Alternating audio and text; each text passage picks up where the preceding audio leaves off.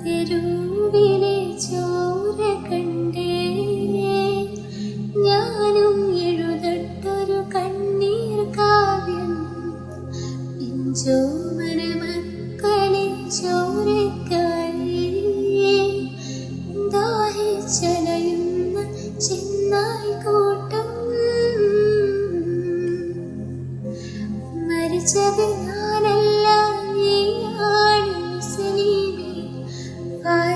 തടവറയിൽ അടിമയായി പോന്ന് എന്ന് തീരും ഈ കണ്ണുനീരിൽ മോചനം നേടുകയേ.